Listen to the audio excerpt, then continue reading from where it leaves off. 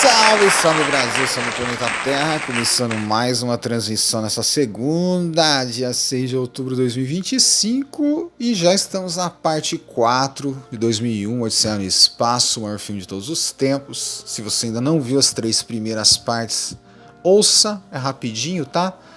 Na última parte aí nós falamos do lado oculto da Lua, de quando encontramos o monolito soterrado lá, né? E muito do que eu falei da parte sombria dos filmes do Stanley Kubrick são os efeitos visuais e sonoros também, né? Os efeitos sonoros do filme são uma coisa assim, surreais, assim, de maneira magnífica, assim. Tanto que a cena da Lua, que aquilo ali é sombrio porque você ouve vozes humanas ali, numa distorção angustiante.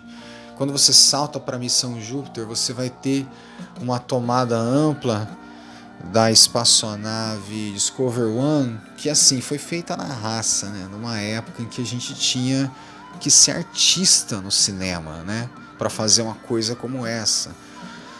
Toda aquela tomada com aquela música clássica no fundo, né? E aí você encontra os astronautas na nave. A primeira tomada que você já tem lá dentro é o astronauta Bowman rodando, né? Naquela, como se fosse uma rodinha como é que fala? De hamster.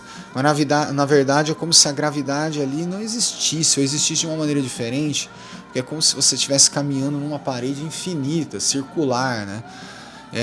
Esse conceito é usado de maneira magistral. Você vai ter cenas da nave, de transição de quadros assim, de maneira única, né?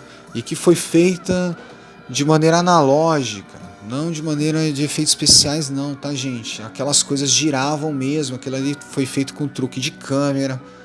Então, assim, lógico, tem uma outra cena, como eles aparecem em camadas, parece que um tá na parede, outro tá no chão, assim, os astronautas. Aquilo ali foi feito, lógico, com truque de edição, mas de uma maneira, assim, genial, né? Genial.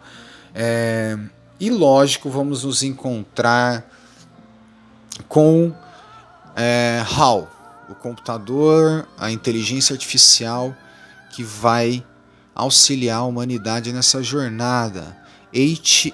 HAL 9000 Computer, que vai ser apresentado aí, curiosamente, numa matéria da BBC, enquanto eles estão fazendo ali, batendo uma lariquinha, né? Comendo aqueles pratinhos ali divisórios naquela tigelinha.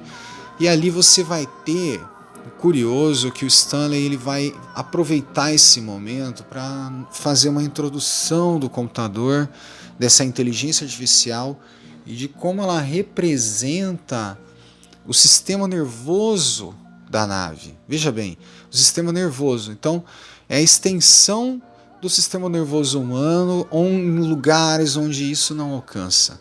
Então é quase como se essa nave fosse um grande corpo, né, onde as células ali dentro são os humanos, mas o sistema nervoso é HAL. E nesse sentido, essa é a faca de dois gumes da raça humana. É isso que vai ser, como eu disse, o divisor de águas.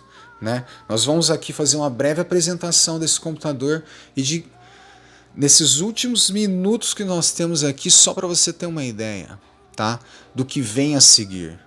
Porque na medida em que você vai conhecendo os personagens, você também vai se vendo de encontro, por exemplo, com algumas questões interessantes. Na parte em que você tem o Frank perdendo, o astronauta Frank perdendo o xadrez ali numa jogada para o HAL, onde ele nem viu onde ele perdeu.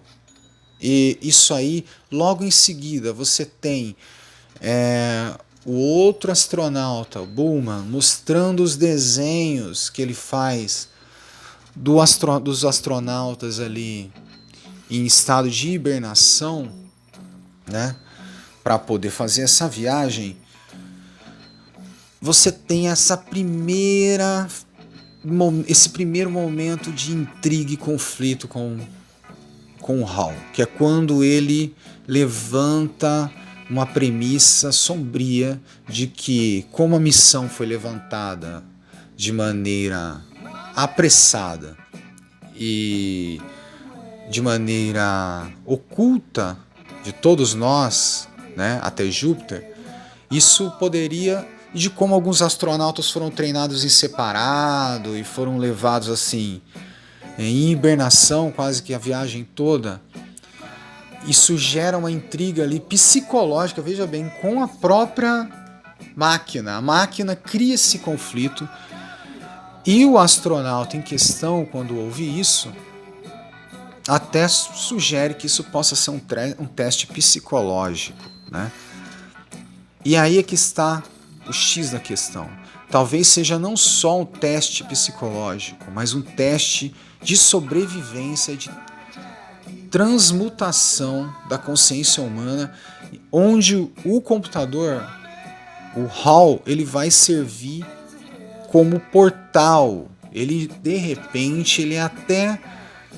A gente pode falar disso mais pra frente, conjecturar, mas de repente ele é até a inteligência que trouxe o monolito, tá? Até nós. E que, a partir desse ponto, ele acusa um probleminha que depois, na nave, que depois vai se mostrar que não era bem assim.